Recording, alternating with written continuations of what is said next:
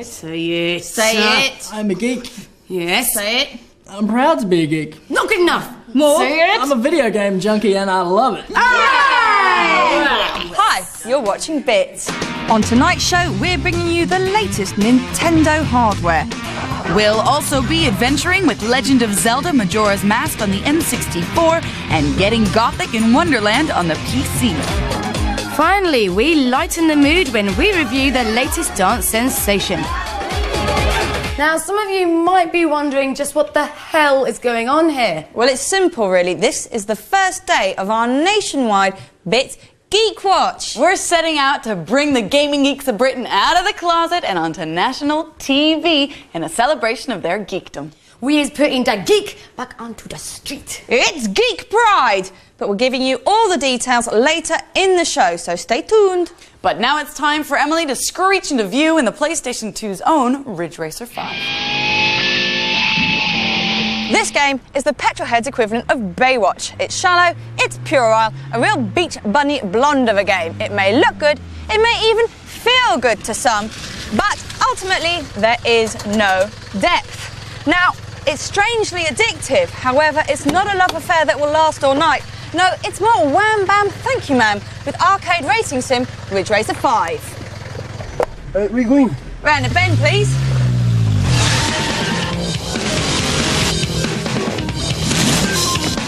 As you'd expect of a PlayStation 2 title, it looks gorgeous. But with manufactured good looks, there's always the odd bit of fogging to dupe you into thinking it looks better than it really does. Now, in my book, starting a little further back and combining the two courses you've just completed does not a new track make. Ho-hum. The artificial intelligence of the competing cars has been considerably improved, making the trademark Ridge Racer slide round the bends that much harder. Now, it might make for instant gratification, but remember, practice to progress. The beauty of this game really lies in the pick up and play value.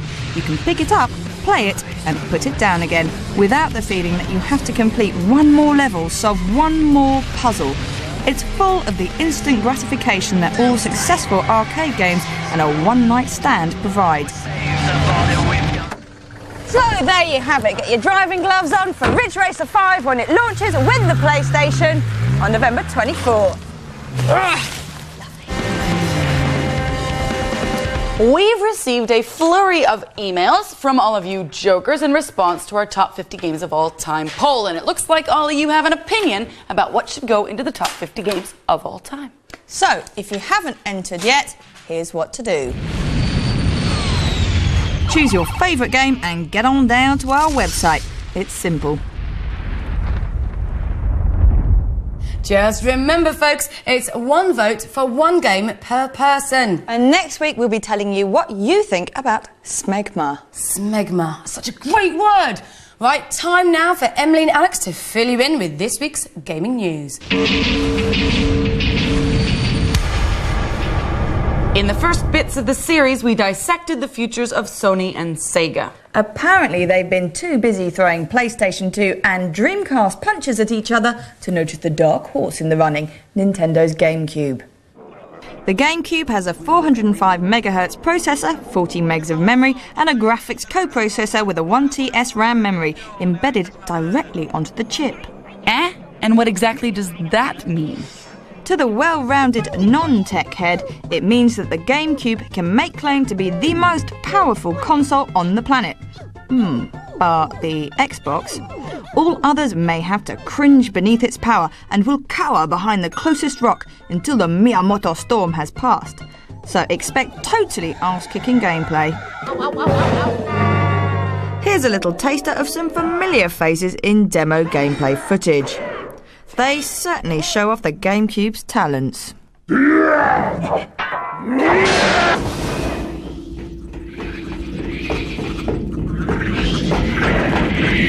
We had a tete-a-tete with Nintendo's Uberman, Mr. Shigeru Miyamoto. Now, you may recognise him as the creator of Zelda, Mario and Donkey Kong, to name but a few. Not only did he wow us with the stats, his congenial appearance, not to mention that fantastic haircut, but he also bowled us over with details of Nintendo's next gen.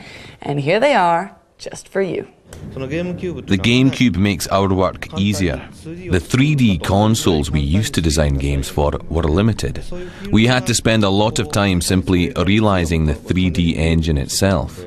Now with the GameCube, working in 3D is as easy as working in 2D. And if you were perturbed by the release of the Game Boy Color or the Game Boy Pocket because you're an original black and white Game Boy geek, then get the anti-anxiety pills at the ready because the Game Boy Advance is on its way. The Game Boy Advance, or GBA to its friends, is the equivalent of a mini PlayStation in your pocket. It's powered by the same size brain as the now old-school Sony machine, but is a mere quarter of the size, making it much smaller than the miniaturized PS1. More points are scored on the display front. The PS1 needs a TV.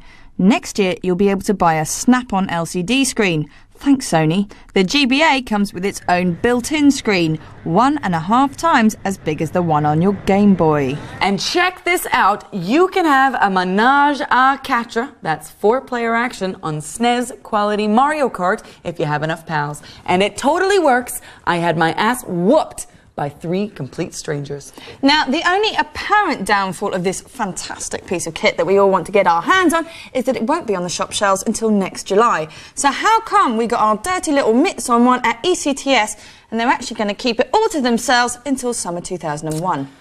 The same story happened at this year's U.S. Trade Fair show. So I chatted to Bike Maldwin, our transatlantic reporter, and this is what he had to say on the subject. Well, Nintendo now is making lots of money on the Game Boy.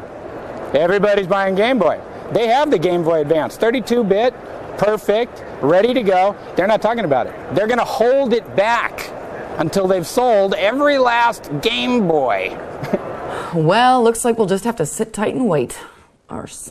And for that little bit extra on Miyamoto news, here's Booth with his latest, Zelda Majora's Mask. Right, now we know that you're gagging for anything that's new from Nintendo, so who are we to deny you the pleasure of feasting your mince pies on the latest epic to grace the Zelda series?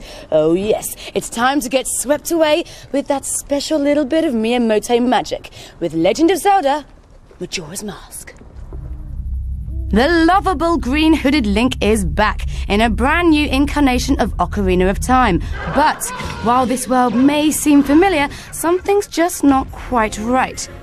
As the title suggests, the game employs a novel mask-wielding system. There are 3 principal magic guises for players to adopt. Okay, bear with me. The Goron mask turns Link into one of the rock-eating creatures that was featured in Ocarina of Time. This enables him to smash his way through any landscapes or roll himself up into a tight-fisted snowball so he can zip through any one of the 10 massive environments, or even show off his more rhythmical talents by getting jiggy with a rather large pair of bongos in his spare time. Right, the Deku Scrub Mask. This will turn Link into one of the Deku dudes, giving him all the corresponding abilities, while the Zora Mask gets Link to delve deeper, dashing through the water, nifty as a newt. Majora's Mask should prove to be the perfect follow-up for Zelda diehards and an eye-opener for first-timers. It not only plucks you from that harsh reality of the everyday grind, popping you back into that sweet-smelling, womb-like familiarity in Ocarina of Time, but also twists your senses so you'll be looking over your shoulder more than just the once.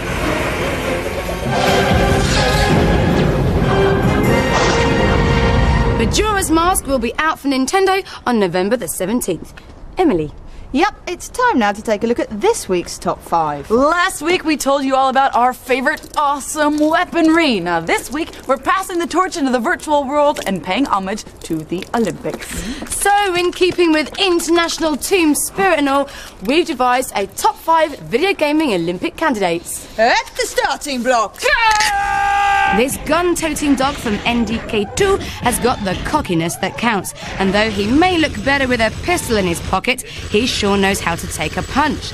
At a slight advantage with extra arms, he could be the Buddha of the boxing ring. He's still got a lot to learn, but picks up the tin medal. At number 4, straight out the 50s with It's Arse in the Air and Flowery Cozzies, is synchronised swimming. Who better to sashay through the sea with effortless style than Echo the dolphin? No one has H2O under his blowhole better than this water baby. Echo would certainly make a fine contender and comes in with a brass medal. And in third place, Mario is the only fella for the high jump. An unlikely choice perhaps, being a fat plumber in a boiler suit, but one thing's for sure, he's certainly got a bounce in his step and his head in the clouds. Mario springs to the bronze. And no, we haven't overlooked that fit bird, Ms. Croft. She's got the pentathlon firmly strapped within her bountiful polygonal bosom. She's got all the moves, just look at those splits. She swims, sprints, climbs, drives, swings away on ropes and shimmies up or down them. Careful, gal, too much friction in the bush can start a fire. She's set for silver in the pentathlon. When there's a need for speed, there's only one mammal tearing up the countryside with every step he takes. It's the one and only, truly original, Sonic the Hedgehog, earning gold in a 5,000-metre sprint. Sonic, we salute you. So what's this Geek Watch thing all about then, eh? Well, the other day I was playing an FPS with a BFG, fragging some newbies on my PC with a Voodoo 3 3500 TV AGP when I realised my ping rate was well slow. So, of course, I switched on to an RPG ASAP. Yeah, if you know what the hell she is talking about, then we want you to enter the first ever National Geek Watch UK. Quack! This is your chance to reclaim a little bit of geekdom just for yourself. Be loud and be proud. Right here we have a big map of Britain and we want it covered in geeks. All you gotta do is take a pic, scan it in, and then email it to us at forlater.com/bits. Tell us who you are, where you come from, and in no more than 50 words, what your geek credentials are. At the end of the series, we want you, the British public, to vote for that one person, that special person, the person who qualifies on all counts to earn himself that special title of Ultra Geek. Now, we'll be treating that numero uno geek to something very special at Christmas. So get snapping and get tapping. Join us after the break for a healthy dollop of this. Something's broken. What's broken, Alice? I am.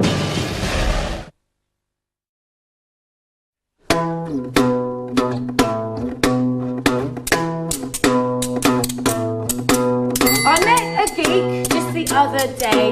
He looked down on his luck 'cause he'd never been laid. Said, don't be so bleak, 'cause you ain't no freak. 'Cause you could be the Geek UK. The Geek UK, say Geek UK. Hey, hey, hey, Geek Watch UK. And coming up in part 2, we've got Dancing Stage Second European Remix. Alex rides the White Rabbit in Alice. But first, one go at the ready, 'cause it's shop shelf. Time to comb the tash and put the monocle to work.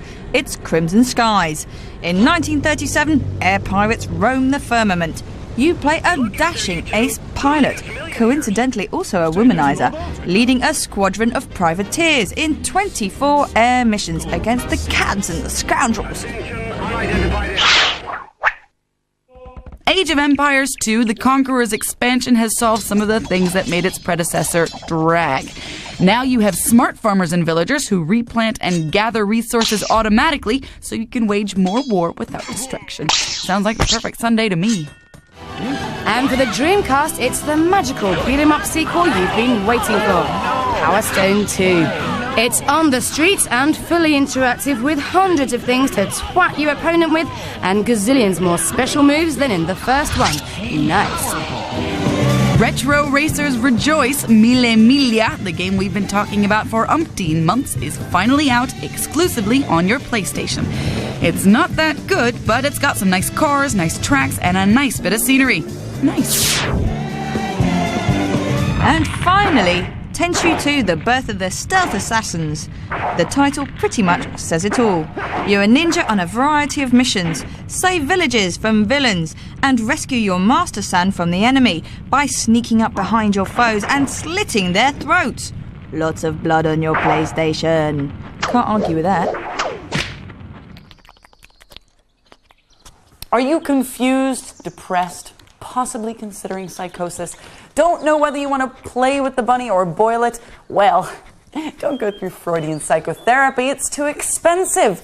Just play Alice. What's wrong, Alice? Something's broken. What's broken, Alice? I am. American McGee's Alice is the third chapter in the two-part Lewis Carroll books. Mr. Carroll wasn't exactly straight when he wrote about the blue-frocked, white-apron 9-year-old who escaped real-world persecution in favor of a dissociated reality filled with cards, hookahs, and pig babies. But you had to be more subtle in those days. Saw that. This is the zeros, and even LSD is so passé. The music comes from Chris Vrenna, drummer, programmer, engineer with artists such as Nine Inch Nails, Marilyn Manson, and David Bowie. The music needed to be otherworldly and creepy, but not at all modern sounding. So I started seeking out and looking for antique toy instruments and wind-up musical instruments that could be sampled and recorded to authentically try to recreate a vibe from that era. Alice will be especially popular amongst modern-day Nine Inch Nails worshippers. Heaven knows there are a disproportionate number of nutcases in that population, and don't they know it?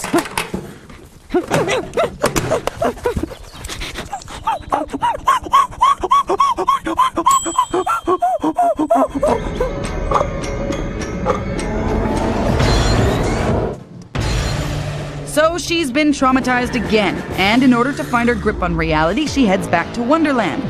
Yeah, that'll work.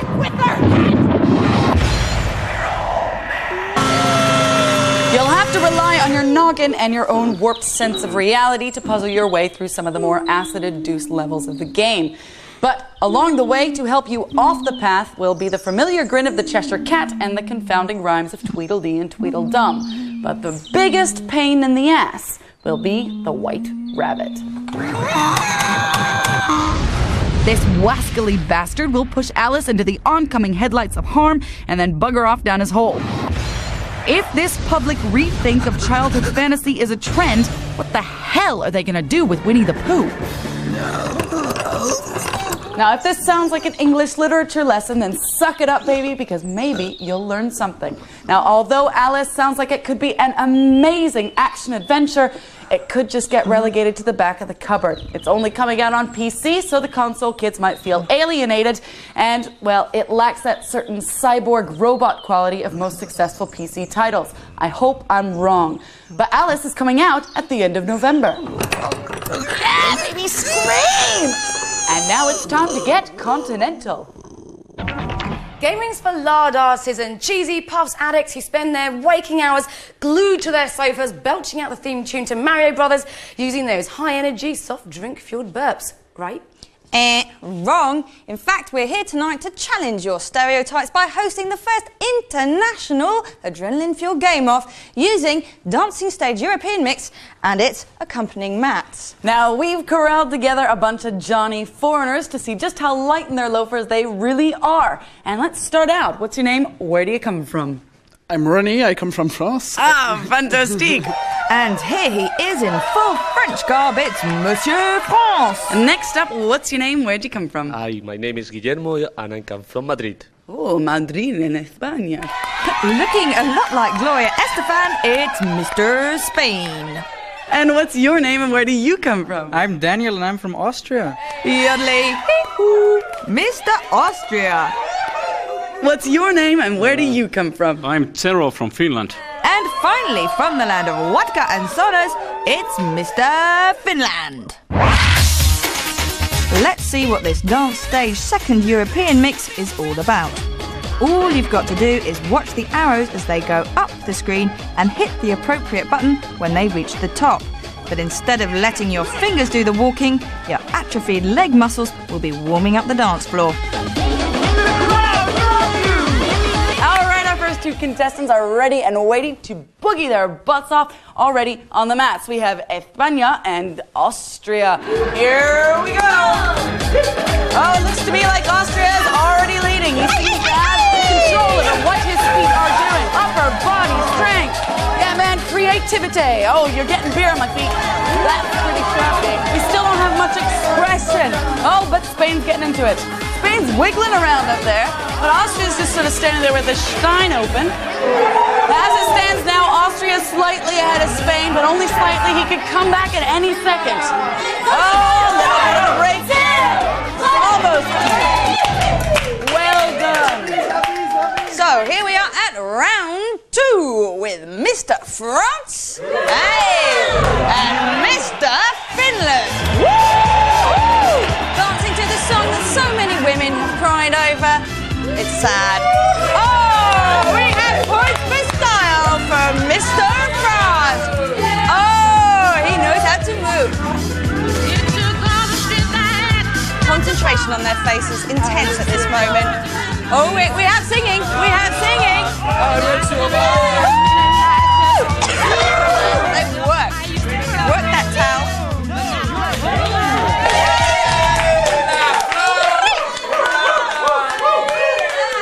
Right, so the scores equate to burning up the fat. The more calories you use up, the higher your scores, obviously. So, Boof, tell us the fat facts. Okay, coming in at a largely last, we have Finland.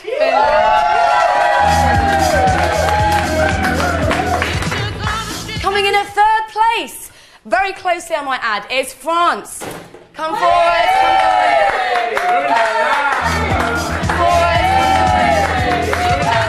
But coming in 2nd, we have Austria. Austria, where's your leather panty? The winner of this hot and heady race to become the funkiest dancer in town. It is none other than the salacious, sashaying Spaniard. Oh my God! Okay, Alex, and what's on offer tonight? Well, this week you can take home a fantastic Formula One Racing Championship bundle. And all you've got to do is answer this totally random question. What could it be tonight? Don't know. Can't Very get exciting. It's folded up very thickly. Dinosaur rockers The Who have been touring Britain recently. Their keyboard player is a man called Rabbit. As you know, we Bits girls aren't too keen on little fluffy bunnies, but we do love our rock. So, what you need to do is come up with a complete rock band entirely made up of pets, playing guitar, bass, drums, the works. The funniest pet pop combo gets the booty. You can email us your answers via our website at www.forlater.com/bits.